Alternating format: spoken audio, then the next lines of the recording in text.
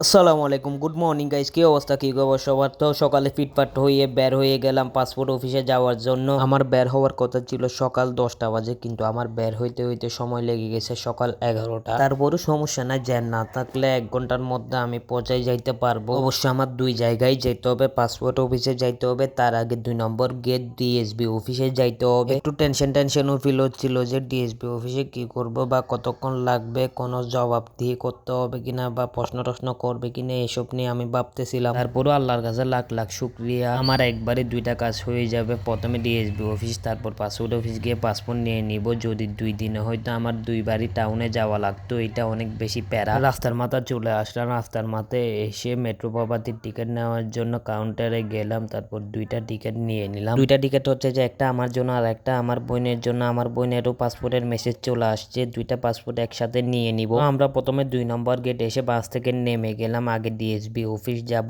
তাই DSB office থেকে passport অফিসে যাব, কারণ পাসপোর্ট অফিসের টাইম বেশি লাগবে। ডিএসবি অফিসে যাওয়ার পর এখানে আমাদেরকে গেস্ট রুমে বসতে বললো, তো আমি একটু বাইরে এসে একটা বিকাশের দোকান থেকে কিছু টাকা তুলে নিলাম। ওটাই আবার অফিসে গেলাম, ওইখানে গিয়ে আমাদের ডকুমেন্টগুলা সব জমা দিয়ে দিলাম। জমা দিয়ে আমরা আবার বের হয়ে গেলাম। ডিএসবি অফিস থেকে বের হয়ে আবার 2 নম্বর গেট মেট্রো প্রপার্টির কাউন্টারে গেলাম। কাউন্টারে গিয়ে 2টা টিকিট কাটলাম। 2টা টিকিট কেটে আবার গাড়ির জন্য কিছুক্ষণ ওয়েট করলাম। একটু ওয়েট করার পরই বাস চলে আসলো এবং বাস করে ডাইরেক্ট দেওয়ানহাট মোড়ে চলে আসলাম। দেওয়ানহাট মোড় থেকে রোড পার হয়ে একটা রিক্সাতে উঠে গেলাম। দেওয়ানহাট থেকে পাসপোর্ট অফিস পর্যন্ত রিক্সা ভাড়া হচ্ছে 30 টাকা। রিক্সাতে উঠেও কোনো শান্তি নাই, বাসে উঠলে গরম লাগতেছে, আর রিক্সাতে যখন উঠছি তখন রোডটা ডাইরেক্ট চোখের উপর আর মাথার উপর পড়তেছিল। তো পাসপোর্ট অফিস চলে আসলাম। পাসপোর্ট অফিস এসে আমি ডাইরেক্ট ভিতরে চলে গেলাম। ভিতরে গিয়ে পাসপোর্ট নেওয়ার জন্য দাঁড়াইলাম, তখন একটা ভাই বলতেছে যে ভাই স্লিপ কাটতে হবে। তো আমি আবার স্লিপ নেওয়ার জন্য